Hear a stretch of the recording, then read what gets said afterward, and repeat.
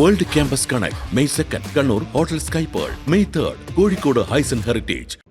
സ്വന്തം വീട് വയ്ക്കണം, അച്ഛനെ അമ്മയെ ആ സ്വന്തം വീട്ടിലേക്ക് മാറ്റി പാർപ്പിക്കണം. ഇതെല്ലാമായിരുന്നു നിതിൻ രാജിൻ്റെ സ്വപ്നം. ആ സ്വപ്നത്തിൻ്റെ സാഫല്യം തേടിയാണ് അവൻ പഠിക്കാൻ പോയത്. അഞ്ചരക്കണ്ടിയിലെ കോളേജുകാർക്ക് അതറിയില്ലായിരിക്കാം, പക്ഷേ അത് കേരളത്തിനറിയാം. ഈ നാടിൻ്റെ മനസ്സെല്ലാം അവൻ്റെ കൂടെയാണ്. അവന് ആ കുടുംബത്തിന് നീതി കിട്ടിയ തീരുവെന്ന് അതുകൊണ്ട് നാം കർശനമായി പറയുന്നു. അന്വേഷണമുണ്ടാകണം, സമഗ്രമായിരിക്കണം. അത് കുറ്റക്കാർ ആരായാലും ശരി, അവർക്ക് രക്ഷപ്പെടാൻ സംബന്ധം കൊടുക്കാൻ പാടില്ല. അവർ രക്ഷപ്പെട്ടാൽ കേരളം തോൽക്കും, കേരളത്തിൻ്റെ അന്തസ്സ് തോൽക്കും. ചുരുങ്ങിയ രീതിയിലാണെങ്കിലും പന്തളം ബാലൻ ഉത്തരം പറഞ്ഞു കഴിഞ്ഞു. എപ്പോഴും ഇത്തരം മനുഷ്യൻ്റെ നീതിബോധ ശബ്ദം കൊടുക്കാൻ വാക്കുകൾ തന്നെ വേണമെന്നില്ല. വാക്കുകളില്ലാതെയും വാക്കുകൾ പറയാതെയും രാഗങ്ങളിലൂടെ മനുഷ്യൻ്റെ മനസ്സിൽ കത്തിക്കളഞ്ഞതെല്ലാം പ്രതിഫലിപ്പിക്കാൻ പറ്റുമെന്ന്, ശക്തമായി അവതരിപ്പിക്കാൻ പറ്റുമെന്ന് ഇപ്പോൾ പന്തളം ബാലൻ കാണിച്ചു തന്നു. അദ്ദേഹം പിന്നെ പാടിയ വരികളെല്ലാം കേരളം മറക്കാത്ത വരികളാണ്. ഈ രാഗവും പാട്ടും ഗാനവും മാത്രമല്ല, ഈ കൂട്ടായ്മയുടെ പുറകിൽ കേരളത്തിൻ്റെ മുഴുവനും കാത്തിരിപ്പുണ്ട്. നീതിക്ക് വേണ്ടിയുള്ള കാത്തിരിപ്പ്. ആ കാത്തിരിപ്പിനെ തീർച്ചയായിട്ടും അവഗണിക്കാനാർക്കും പറ്റില്ല. ഇവിടെ ബാലൻ ചോദിച്ചു, ദളിതർക്ക് ആശ്രയിക്കാനുണ്ടെന്ന്. ആശ്രയിക്കാൻ ഇവിടെ കമ്മ്യൂണിസ്റ്റ് പാർട്ടിയുണ്ട്, ഇടതുപക്ഷമുണ്ട്, LDF ഉണ്ടെന്ന കാര്യം പറയാൻ വേണ്ടി കൂടിയാണ് ഞാൻ നിൽക്കുന്നത്. ഇവിടെ AIDRM, all India Dalit rights movements, PKMU, ഭാരതീയ ഖേത് മസ്ദൂർ യൂണിയൻ, ഈ രണ്ട് ദേശീയ പ്രസ്ഥാനങ്ങളും ചേർന്നുകൊണ്ട് നടത്തുന്ന പരിപാടിക്ക് അതുകൊണ്ട് അർത്ഥമേറെയുണ്ട്. രാഷ്ട്രീയ അർത്ഥമുണ്ട്, സാമൂഹിക അർത്ഥമുണ്ട്, മാനവികമായ അർത്ഥമുണ്ട്. ആ അർത്ഥങ്ങളെല്ലാം പങ്കുവെക്കാൻ വേണ്ടിയാണ് നാം ഈ വൈകുന്നേരം ഇവിടെ കൂടിയിരിക്കുന്നത്. ഞാൻ വരുന്നത് വർക്കല നിന്നാണ്. വർക്കലയിൽ ഞാൻ മുനി നാരായണ പ്രസാദിൻ്റെ ആശ്രമത്തിൽ പോയി വരികയാണ്. അതാണ് ഗുരുകുലം. ശ്രീനാരായണ ഗുരുവിൻ്റെ ശിഷ്യപരമ്പരയിൽ നടരാജ ഗുരുവും നിത്യചൈതന്യരിയും അതുപോലെ തന്നെയുള്ള ഇതിവര്യനായ മുനി നാരായണ പ്രസാദുമെല്ലാം ജീവിച്ച ഗുരുകുലമാണത്. അവിടുത്തെ ഇന്നുള്ള എല്ലാ സമയമാരുമായി കുറച്ചേറെ നേരം ഞാൻ അവിടെ ചിലവഴിക്കുകയുണ്ടായി. അവരെല്ലാം പറഞ്ഞത് നാരായണ ഗുരുവിൻ്റെ പഠനങ്ങളെ പറ്റിയാണ്. ആ പാഠങ്ങളെപ്പറ്റി പറയുമ്പോൾ അവർക്കെല്ലാവർക്കും പ്രതീക്ഷയുള്ള പക്ഷം ഇടതുപക്ഷമാണെന്ന് അവർ പറയുകയായിരുന്നു. അത് രാഷ്ട്രീയം പറയുകയല്ല, രാഷ്ട്രീയ പ്രസ്താവനകളുടെയോ പ്രഖ്യാപനത്തിൻ്റെ ഭാഗമായിട്ടല്ല. അടിച്ചമർത്തപ്പെട്ടവർക്ക് ആശയർപ്പിക്കാൻ പ്രസ്ഥാനങ്ങൾ വേണം, ആശയങ്ങൾ വേണം. അതായിട്ടാണ് കേരളത്തിലെ, ഇന്ത്യയിലെ, ലോകത്തെ കമ്മ്യൂണിസ്റ്റ് പ്രസ്ഥാനം ശക്തി പ്രാപിച്ചത്. ലോകത്തെവിടെയും മദ്യതരോട് ഈ ആശയം പറഞ്ഞത് അതാണ്. കൈകളിലും കാലുകളിലും കെട്ടിപ്പൂട്ടപ്പെട്ട എല്ലാ ചങ്ങളെയും പൊട്ടിച്ചെറിയാനായി സംഘടിക്കുമെന്നാണ് പറഞ്ഞത്. അതോടൊപ്പം കമ്മ്യൂണിസ്റ്റ് മാനിഫെസ്റ്റോയുടെ അവസാന വാചകമായി മാർക്സ് എഴുതി, എല്ലാ രാജ്യങ്ങളുടെയും തൊഴിലാളികളെ സംഘടിക്കുവിൻ, നഷ്ടപ്പെടുവാൻ നിങ്ങൾക്കുള്ളത് കൈകളിലും കാലുകളിലും കെട്ടിപ്പൊട്ടപ്പെട്ട ചെങ്കലയാണെങ്കിൽ കിട്ടാനുള്ളത് ഒരു പുതിയ ലോകമാണെന്നാണ്. ആ ലോകം യാഥാർത്ഥ്യമാക്കാൻ വേണ്ടിയാണ് നമ്മുടെ എല്ലാ പോരാട്ടങ്ങളും. ആ പോരാട്ടം നിലയ്ക്കുന്നില്ല. നാം അതിൽ ഒരുപാട് മുന്നോട്ട് പോയിട്ടുണ്ട്, വിജയമുണ്ടായിട്ടുണ്ട്. പക്ഷെ അതെല്ലാം നാം പറയുമ്പോഴും നമുക്ക് അവർക്കും അറിയാം ഒരുപാട് ദൂരം ഇനിയും താണ്ടുവാൻ ബാക്കിയുണ്ട്. പണ്ട് ലോകത്തിൻ്റെ പ്രിയപ്പെട്ട കവിയായ റോബർട്ട് ഫ്രോസ്റ്റ് പാടിയതുപോലെ we have miles to go and promises to keep before I sleep എന്ന് അദ്ദേഹം പാടി. അതാണ് ശരി. നമുക്കൊരുപാട് ദൂരം താണ്ടാൻ ബാക്കിയുണ്ട്, ഒരുപാട് വാഗ്ദാനങ്ങൾ പാലിക്കാൻ ബാക്കിയുണ്ട്. അത് പാലിച്ചു കഴിഞ്ഞാൽ നമുക്ക് ഉറങ്ങാൻ പറ്റും.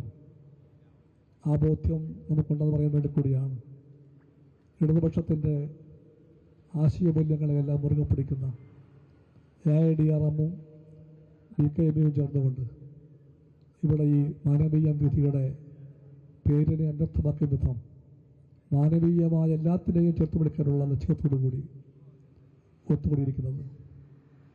ഇവിടെ ദീർഘമായ പ്രസംഗം ചെയ്യാൻ വേണ്ടി നിൽക്കുകയല്ല. എൻ്റെ മനസ്സിലേക്ക് ആ കുട്ടിയുടെ അച്ഛനും അമ്മയും കടന്നു വരുന്നു. ആ മരണത്തിൻ്റെ 2ാം നാളിൽ ഞങ്ങൾ ആ വീട്ടിൽ പോയിരുന്നു. കമ്മ്യൂണിസ്റ്റ് പാർട്ടി സഖാക്കളും എല്ലാം ചേർന്നുകൊണ്ട് ആ വീട്ടിൽ പോയപ്പോൾ ഞാൻ കണ്ട ആ അച്ഛൻ, ഞാൻ കേട്ട ആ അമ്മ, മറക്കാനാകാത്ത സഹോദരങ്ങൾ, അതെല്ലാം കേരളത്തിൻ്റെ മനസാക്ഷിയിൽ തീർച്ചയായിട്ടും ആഴത്തിൽ ഇപ്പോഴും നിൽക്കുന്നുണ്ട്. ആ അച്ഛൻ പറഞ്ഞത് സ്നേഹത്തെപ്പറ്റിയാണ്. തൻ്റെ മകൻ ഒരിക്കലും ഇനി വരില്ല എന്നുറപ്പായി കഴിഞ്ഞ മകൻ ജീവിച്ച കാലത്ത് തന്നോടും അമ്മയോടും കാണിച്ച സ്നേഹത്തെപ്പറ്റിയാണ് അച്ഛൻ പറഞ്ഞത്. തൊണ്ട പൊട്ടുന്ന നിലവിളിയുമായിട്ടല്ല പറഞ്ഞത്, പക്ഷേ ചങ്കു പൊട്ടുന്ന വേദന ആ ഓരോ വാക്കിലും ഉണ്ടായിരുന്നു. അദ്ദേഹം പറഞ്ഞു, ഞങ്ങൾ അച്ഛനും മകനുമായിരുന്നില്ല, കൂട്ടുകാരായിരുന്നു. കടയിൽ പോകുമ്പോൾ അവൻ ചിലപ്പോൾ എൻ്റെ തോളിൽ കൈയിടും. അരിയും മുളകും പഠിക്കാൻ പോകുമ്പോഴും അവൻ തമാശകൾ പറയും. പഠിക്കാൻ ദൂരെ പോയപ്പോൾ ആ മകൻ അമ്മയോട് ചോദിക്കും, അരിയുണ്ടോ അമ്മയെന്ന്. കറി വയ്ക്കാൻ മുളകുണ്ടോ ഉപ്പുണ്ടോ അതൊക്കെ ചോദിക്കും. അത്രയേറെ ബോധ്യപ്പെട്ടാലേ അവനെ സംഭാഷണം അവസാനിപ്പിക്കുമെന്ന് പറയും. ആ മകന് തീർച്ചയായിട്ടും പഠിക്കാൻ പോയപ്പോൾ, ഡോക്ടറാകാൻ പോയപ്പോൾ, ഈ പറയുന്ന BDS ചേർന്നപ്പോൾ ഏറ്റവും വലിയ പ്രതീക്ഷ ആ കുടുംബത്തെ അല്ലലും അലട്ടലും കൂടാതെ സംരക്ഷിക്കാനാകണമെന്നായിരിക്കും.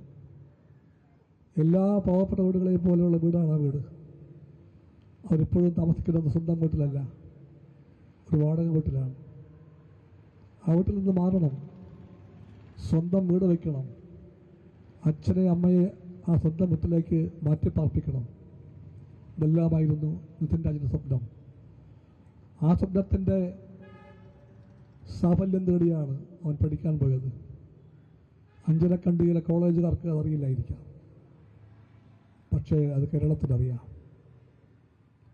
ഈ നാടിൻ്റെ മനസ്സെല്ലാം അവൻ്റെ കൂടെയാണ്. അവന് ആ കുടുംബത്തിന് നീതി കിട്ടിയ തീരുവെന്ന് അതുകൊണ്ട് നാം കർശനമായി പറയുന്നു. അന്വേഷണമുണ്ടാകണം, സമഗ്രമായിരിക്കണം. അത് കുറ്റക്കാർ ആരായാലും ശരി, അവർക്ക് രക്ഷപ്പെടാൻ സമ്മതം കൊടുക്കാൻ പാടില്ല. അവർ രക്ഷപ്പെട്ടാൽ കേരളം തോൽക്കും, കേരളത്തിൻ്റെ അന്തസ്സ് തോൽക്കും. ഈ അന്തസ്സിൻ്റെ എല്ലാം അടിസ്ഥാനം എന്തായിരുന്നു? നമ്മുടെ പോരാട്ടങ്ങളായിരുന്നു. ജാതിഭേദം, മതദ്വേഷം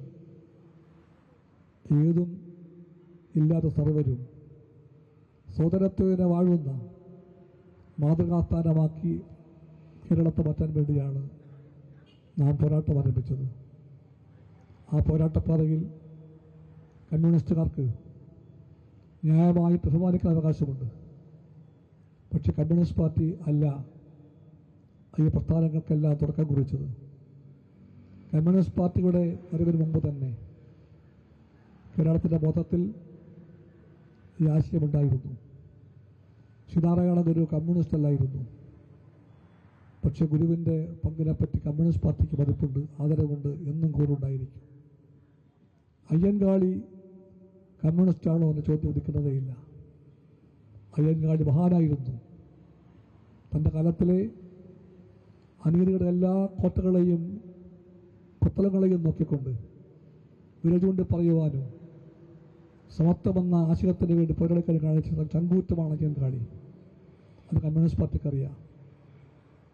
അന്നൊരിക്കൽ ഈ രാജധാനിയുടെ തലസ്ഥാന നഗരിയുടെ പ്രധാനപ്പെട്ട വീട്ടിൽ കൂടി കഴുത്തിലെ കുടമണിയും കിലുക്കി വന്ന ആ കാളവണ്ടി, അതിൽ വെറും കാളവണ്ടിയും വെറും മണിയുമല്ലായിരുന്നു. അത് ക്ഷേത്രത്തിൻ്റെ നെഞ്ചിലേക്കായിരുന്നു ആ വണ്ടി ഓടിയത്.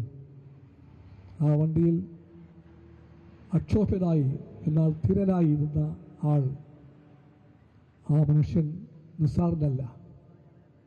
ആ മനുഷ്യൻ പോരാളിയാണ്.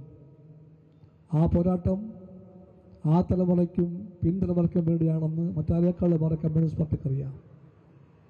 അതുകൊണ്ട് കമ്മ്യൂണിസ്റ്റുകാർ അയ്യൻകാളിയെ ആദരിക്കും. പഞ്ചമിയുടെ കൈപിടിച്ചുകൊണ്ട് വെങ്ങാനൂരിലെ ആ സ്കൂളിലേക്ക് പോയ അയ്യൻകാളിയെ പറ്റി നമുക്കറിയാം. അവിടെ പ്രവേശനം കിട്ടിയില്ല അത്ര അയ്യൻകാളിയുടെ മകൾക്ക്, ആ അയ്യൻകാളി മകൾക്കല്ല, പഞ്ചമിക്ക്.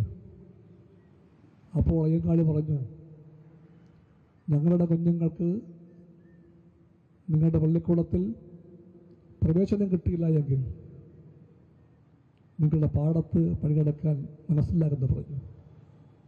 ആ സമരപഥത്തിൻ്റെ ആവേശം കമ്മ്യൂണിസ്റ്റ് പാർട്ടിക്കറിയാം.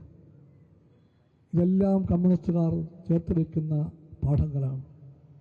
ആ പരമ്പരയിൽ പുറകിൽ അപ്പച്ചനുണ്ട്, വക്കം അബ്ദുൽ ഖാദർ മൗലവിയുണ്ട്. സമത്വത്തിൻ്റെയും നീതിയുടെയും പോരാട്ടപാതയിൽ എല്ലാം മറന്നുകൊണ്ട് പോരാടിച്ച അനവധി പേരുണ്ട്. അവരെല്ലാം കമ്മ്യൂണിസ്റ്റുകാർ ആദരിക്കുന്നത് ഒരു പാർട്ടി അംഗമാണെന്ന് ചോദിച്ചുകൊണ്ടല്ല. പാർട്ടി അംഗമായിരിക്കണമെന്നില്ല. ഏതെല്ലാം ആദർശങ്ങളെയും മൂല്യങ്ങളെയുമാണോ കമ്മ്യൂണിസ്റ്റ് പാർട്ടിക്ക് വെട്ടിപ്പിടിക്കാനുള്ളത്, ആ ലക്ഷ്യത്തിന് വേണ്ടിയാണ് കമ്മ്യൂണിസ്റ്റ് പാർട്ടി പോരടിക്കുന്നത്. ആ പോരാട്ടങ്ങളുടെ എല്ലാം ആദ്യ പതികന്മാരായി കമ്മ്യൂണിസ്റ്റ് പാർട്ടി അവരെ എല്ലാവരെയും കാണും. അതുകൊണ്ട് എന്നും കമ്മ്യൂണിസ്റ്റ് പാർട്ടിക്ക് നല്ല ഉറപ്പോടെ പറയാൻ കഴിയും, വർഗപരമായി തന്നെ ദളിതരുടെ, ബഡ്ജറ്റൻ്റെ, ജാതികൾ താണവൻ്റെ ഭാഗത്താണ് ഈ പാർട്ടിയുടെ സ്ഥാനമെന്ന് എപ്പോഴും കമ്മ്യൂണിസ്റ്റ് പാർട്ടിക്കറിയാം.